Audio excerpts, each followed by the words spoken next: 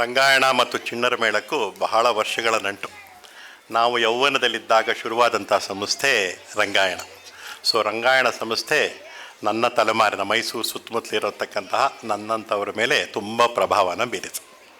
ಇನ್ನೂ ಒಂದೊಂದು ಚಿಣ್ಣರ ಮೇಳಕ್ಕೆ ನನ್ನ ಮಕ್ಕಳು ಈ ಮಕ್ಕಳು ಬಂದಿದ್ದಾರಲ್ಲ ಹಂಗೆ ಬಂದಿತ್ತು.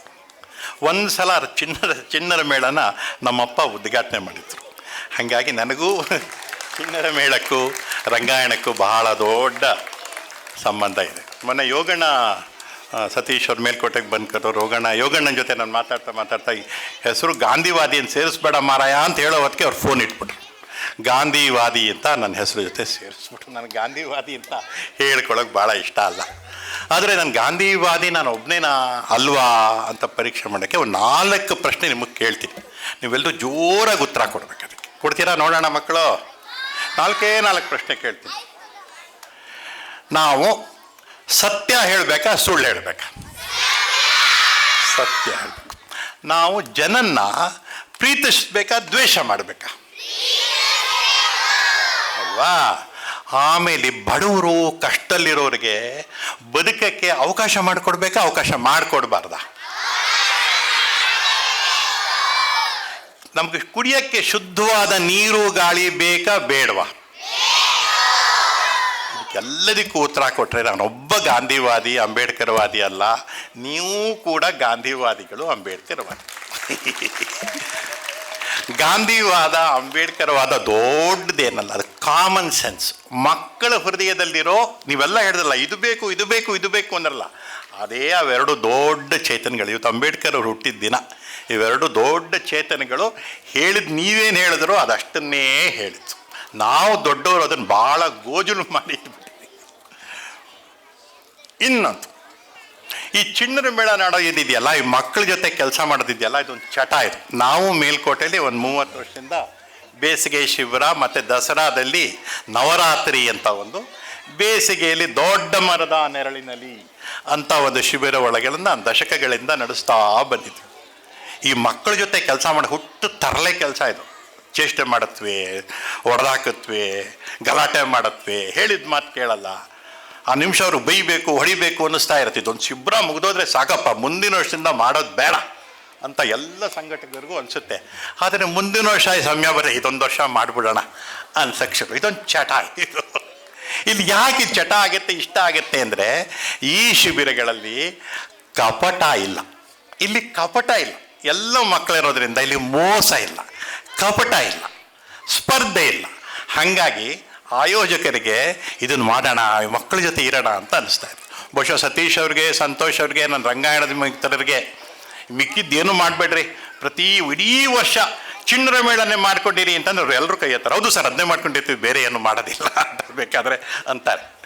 ಇದು ಚಿಣ್ಣರ ಮೇಳದ ಮಕ್ಕಳ ಜೊತೆ ಕೆಲಸ ಮಾಡೋಕ್ಕೆ ಇರೋವಂಥ ಒಂದು ಸಂತೋಷದ ಸಂಗತಿ ಆಗಿದೆ. ಇನ್ನೊಂದು, ನಾನು ಕೆಲಸ ಮಾಡೋ ಜಾಗ ಇದೆಯಲ್ಲ, ಅಲ್ಲಿ ತುಂಬ ಕಷ್ಟದ ಮಕ್ಕಳು ನನ್ನ ಹತ್ರ ಬರುತ್ತೆ. ತುಂಬ ಅವ್ರಿಗೇನು ಅವಕಾಶವೇ ಇಲ್ಲ ಮಕ್ಕಳಿಗೆ. ಆ ಥರ ಮಕ್ಕಳು ನಮ್ಮ ಹತ್ರ ಬರ್ತಾರೆ. ನಿಮ್ಮನ್ನೆಲ್ಲ ನೋಡಿದಾಗ ನೀವೆಲ್ಲರೂ ನನಗೆ ರಾಜಕುಮಾರಿ ಥರ ಕಾಣ್ತೀರಿ.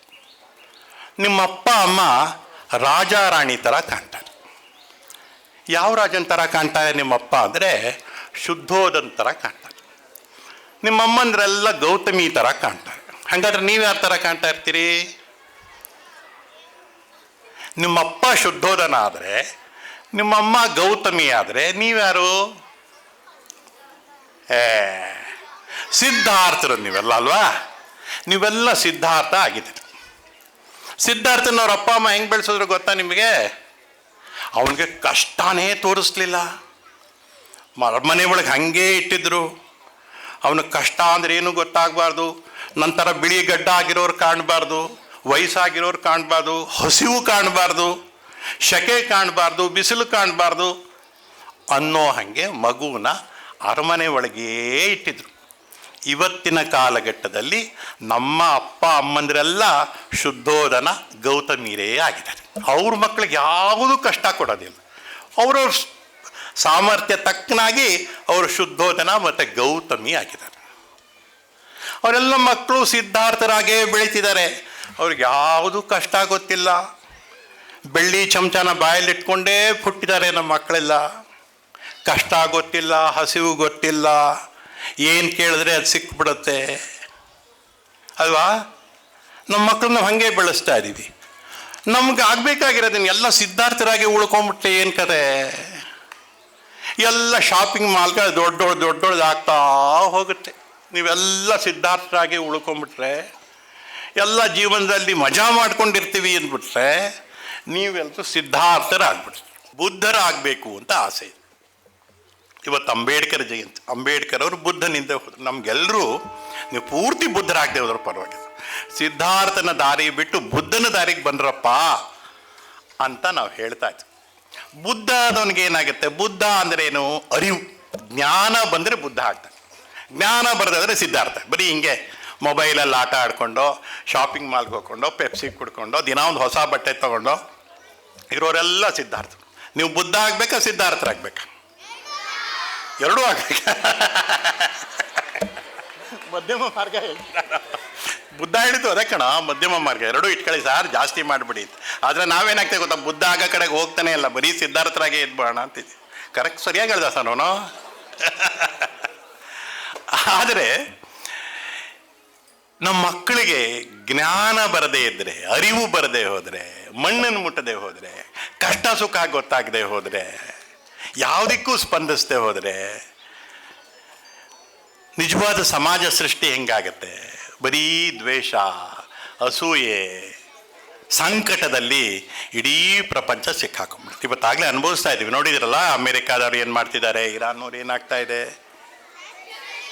ಯಾಕಂತಂದರೆ ನಮಗೆ ಯಾರಿಗೂ ಬುದ್ಧ ಆಗೋ ಕಡೆಗೆ, ನಾವು ಅರಿವನ್ನು ಪಡ್ಕೊಳ್ಳೋ ಕಡೆಗೆ ಪ್ರಯತ್ನಗಳು ಪ್ರಪಂಚದಲ್ಲ. ಎಲ್ಲರೂ ಕೊಳ್ಳುಬಾಕ ಸಂಸ್ಕೃತಿಯ ಭಾಗ. ತಗೊಳ್ಳೋದು ಎಷ್ಟು ಸಾಮಾನು ತಗೊಳ್ತಿದ್ದೀವಿ ಅಂದರೆ, ಬಹುಶಃ ನಿಮ್ಮ ಮಕ್ಕಳ ಮನೇಲಿರೋದೆಲ್ಲ ಬಟ್ಟೆ ಇಟ್ಕೊಂಡ್ಬಿಟ್ರೆ ಇನ್ನೊಂದು 50 ವರ್ಷ ಬಟ್ಟೆ ಮ್ಯಾನುಫ್ಯಾಕ್ಚರ್ ಮಾಡಲೇಬೇಕಾಗಿಲ್ಲ, ಅಷ್ಟು ಬಟ್ಟೆ ಇರುತ್ತೆ. ಒಂದೊಂದು ಮಗು ಹತ್ರ ಒಂದು 50-100 ಬಟ್ಟೆ ಇರುತ್ತೆ. ಒಂದೊಂದು ಮಗು ಹತ್ರ, ಅಮ್ಮಂದ್ರ ಹತ್ರ ಒಂದು 100 ಸೀರೆ ಇರುತ್ತೆ. ಯಾಕೆ ಅಷ್ಟೊಂದು ಕೊಳ್ತಾ ಇದ್ದೀವಿ ಅನ್ನೋದೇ ನಮಗೆ ಗೊತ್ತಿಲ್ಲ. ಇದನ್ನ ನಮ್ಮ ಶಿಬಿರಗಳು ಹೇಳ್ಕೊಡಕ್ಕೆ ಸಾಧ್ಯ. ಚಿಣ್ಣರ ಮೇಳದಲ್ಲಿ ನಿಮ್ಮ ಮಕ್ಕಳು ಇನ್ನು 20 ದಿವಸ ಮುಗಿಸ್ಕೊಂಡು ಬರೋ ಹೊತ್ತಿಗೆ ಒಂದಿಷ್ಟಾದರೂ ಬುದ್ಧರಾಗಿರ್ತಾರೆ ಅನ್ನೋ ಹಂಬಲ ಮತ್ತು ಕನಸು ನಂದಾಗಿದೆ, ಸತೀಶ್ ಅವ್ರದ್ದಾಗಿದೆ, ಮಲ್ಲಿಕಾರ್ಜುನ ಸ್ವಾಮಿಯವ್ರದ್ದಾಗಿದೆ. ನಿಮ್ಮ ಮಕ್ಕಳು ಮಾಡಬೇಕಾದಿಷ್ಟೇ. ಭೂಮಿಗೆ ಇವತ್ತು ಬಹುಶಃ ಇವತ್ತು ಪ್ರಪಂಚ ಹೋಗ್ತಿರೋ ದಿಕ್ಕು ನೋಡಿದ್ರೆ ಇನ್ನೊಂದು 25 ವರ್ಷ ಹೋದರೆ ಚಿಣ್ಣರ ಮೇಳ ನಡೆಯುತ್ತೋ ಇಲ್ವೋ ಅಂತ ನಂಗೆ ಹೆದರಿಕೆ ಆಗ್ತಾ ಇದೆ. ವಾತಾವರಣದಲ್ಲಿ ಆಗ್ತಿರೋ ಬದಲಾವಣೆ, ಭೂಮಿಯ ಶಾಖ ಜಾಸ್ತಿ ಆಗ್ತಿರೋದು ನೋಡಿದ್ರೆ ಇನ್ನೊಂದು 25 ವರ್ಷಕ್ಕೆ ಭೂಮಿ ಹಿಂಗಿರಲ್ಲ ಅಂತ ಎಲ್ಲ ವಿಜ್ಞಾನಿಗಳು, ತಿಳುವಳಿಕೆ ಇರೋ ಜನ ಹೇಳ್ತಾ ಇದ್ದಾರೆ. ಇನ್ನೂ 25 ವರ್ಷ ಇವ್ರ ಮಕ್ಕಳು, ಇವ್ರ ಮೊಮ್ಮಕ್ಕಳು, ನಿಮ್ಮ ಮೊಮ್ಮಕ್ಕಳು ಶಿಬಿರಕ್ಕೆ ಬರಬೇಕು ಅಂದರೆ ನಾವು ಭೂಮಿನ ಚೆನ್ನಾಗಿ ಇಟ್ಕೊಳ್ಳೇಬೇಕು. ಇಲ್ಲೇ ಹೋದರೆ ಚಿಣ್ಣರ ಮೇಳ ಇನ್ನೊಂದು 25 ವರ್ಷಕ್ಕೆ ಇರೋದಿಲ್ಲ ಅಲ್ವಾ. ಸೊ ಅದು ಭಾಳ ಮುಖ್ಯ ಆಗಿದೆ. ಮತ್ತು ಇನ್ನೊಂದು ನನಗೆ ಕಾಡ್ತಾ ಇರೋದು, ಇವತ್ತು ಮಾನವ ಸಂಬಂಧಗಳಿದೆಯಲ್ಲ, ಎಲ್ಲರನ್ನೂ ಪ್ರೀತಿಸೋದು, ಎಲ್ಲರೂ ನಮ್ಮವರು ಅಂದ್ಕೊಳ್ಳೋದು, ಅದು ಇವತ್ತು ಅತ್ಯಂತ ದಿನದ ತುರ್ತಾಗಿದೆ. ನಿಮ್ಮ ಮಕ್ಕಳು ಬೇರೆ ಏನು ಮಾಡೋದು ಬೇಡ. ನಿಮ್ಮ ಸ್ಕೂಲಿಗೆ ಕರ್ಕೊಂಡು ಹೋಗ್ತಾನಲ್ಲ ಮಕ್ಕಳನ್ನ ಡ್ರೈವರು, ಅವ್ನು ಡ್ರೈವರ್ ಅಂಕಲ್ ಅನ್ನೋ ಬದಲು ಡ್ರೈವರ್ ಹೆಸರೇನು ಮಗು ಹೇಳಿ. ನಿಮ್ಮ ಅಪಾರ್ಟ್ಮೆಂಟಿನ ಸೆಕ್ಯೂರಿಟಿ ಅಂಕಲ್ ಅನ್ನೋ ಬದಲು ಆ ಸೆಕ್ಯೂರಿಟಿ ಗಾರ್ಡ್ ಇದ್ದಾರಲ್ಲ ಅವ್ರ ಹೆಸರಿಡಿದು ಕರಿಯಪ್ಪ, ನಾಗೇಶ್ ಮಾಮ ಅಂತಲೋ. ನಿಮ್ಮ ಮನೆಗೆ ಸೊಪ್ಪು ತಂದ್ಕೊಡೋದು, ನಿಮ್ಮ ಮನೆ ಕ್ಲೀನ್ ಮಾಡೋಕ್ಕೆ ಬರ್ತಾರೆ, ಕ್ಲೀನ್ ಮಾಡೋ ಆಂಟಿ ಇದ್ದಾಳಲ್ಲ, ಕ್ಲೀನ್ ಮಾಡೋ ಆಂಟಿ ಬದಲು ಅವ್ರ ಹೆಸರಿಡ್ದು ಅತ್ತೆ ಅಂತ ಕರೆಯೋಕ್ಕೆ ಸಾಧ್ಯ ಆದರೆ, ಅಕ್ಕ ಅಂತ ಕರೆಯೋಕ್ಕೆ ಸಾಧ್ಯ ಆದರೆ, ದೊಡ್ಡ ಬದಲಾವಣೆ ಅವ್ರ ಜೀವನದಲ್ಲಿ ತಂದುಕೊಡುತ್ತೆ. ಈ ಥರ ಸಣ್ಣ ಸಣ್ಣ ಬದಲಾವಣೆ. ಯಾಕಂದರೆ ನಿಮ್ಮ ಮಕ್ಕಳ ಜೀವನ ಸುಖವಾಗಿರೋದಕ್ಕೆ ತುಂಬ ಜನ ದುಡ್ಡು ಕೊಟ್ಬಿಡ್ತಿದ್ದೀರಿ. ದುಡ್ಡು ಕೊಟ್ಬಿಟ್ರೆ ಚಿಣ್ಣರ ಮೇಳ ಆಗ್ಬಿಡಲ್ಲ. ನಾವು 3,500 ರೂಪಾಯಿ ಕೊಟ್ಬಿಟ್ಟಿದ್ದೀವಿ ಸರ್, ಸತೀಶ್ ಅವ್ರು ಮಾಡಿಬಿಡ್ಲಿ ಅಂದರೆ ಮಾಡಿಬಿಡ್ತಾರ ಅವರು? ಇಲ್ಲ, ಅದೊಂದು ಪ್ರೀತಿಯಿಂದ ಆಗ್ತಾ ಇರೋ ಒಂದು ಘಟನೆ. ನೀವು ಮನೆಗೆ ಸ್ವಿಗ್ಗಿ ಹಿಂಗೆ ಆರ್ಡ್ರ್ ಮಾಡಿದ ತಕ್ಷಣ ಹುಡುಗ ಇಡ್ಲಿ ದೋಸೆ ಬಿರಿಯಾನಿ ತಂದು ಕೊಟ್ಬಿಡ್ತಾನೆ. ನೀವು ದುಡ್ಡು ಕೊಟ್ಟಿದ್ದಕ್ಕೆ ತಂದು ಕೊಟ್ಟಿದ್ದಾನೆ ನಿಜ, ಆದರೆ ಅವನು ಅಷ್ಟೊಂದು ಬಿಸಿಲಲ್ಲಿ, ಕಷ್ಟದಲ್ಲಿ, ಮಳೆ ಬರ್ತಿದ್ದಾಗ ತಂದು ಕೊಡ್ತಾನಲ್ಲ, ಆ ಋಣವನ್ನು ನೀವು ಹೆಂಗೆ ತೀರಿಸ್ತೀರಿ? ದುಡ್ಡು ಕೊಟ್ಬಿಟ್ಟಿದ್ದೀರಿ, ಫೈನ್, ದುಡ್ಡೇ ಎಲ್ಲ ಅಲ್ವಲ್ಲ.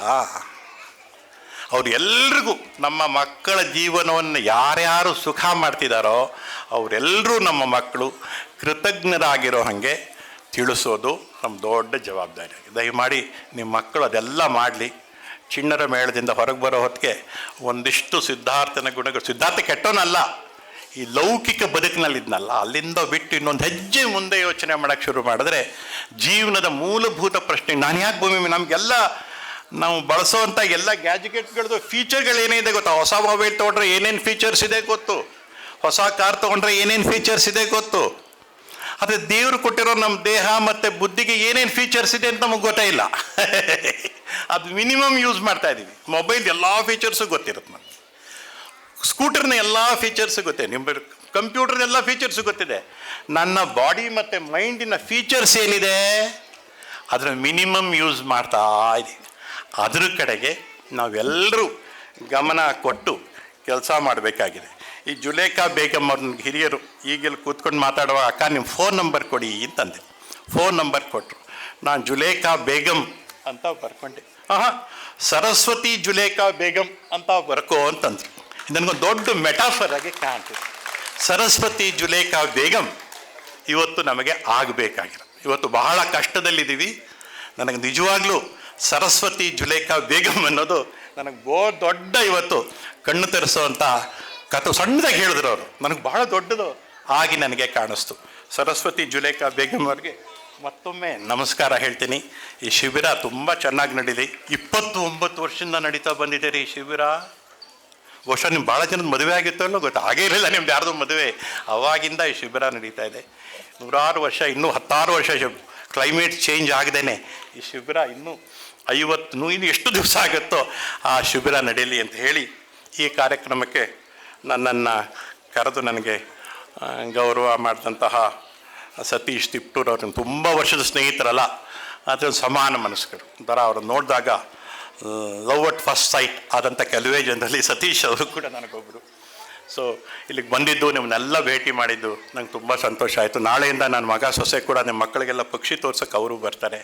ನಾವು ರಂಗಾಯಣದ ಚಿಣ್ಣರ ಮೇಳದ ಭಾಗವೇ ಆಗಿದ್ದೀವಿ. ಇಷ್ಟು ನಿಮ್ಮ ಜೊತೆ ಮಾತಾಡೋಕ್ಕೆ ಅವಕಾಶ ಸಿಕ್ಕಿದ್ದಕ್ಕೆ ನಿಮ್ಮೆಲ್ಲರಿಗೂ ವಂದನೆ ಹೇಳಿ ನಾನು ಮಾತು ಮುಗಿಸ್ತೀನಿ. ನಮಸ್ಕಾರ.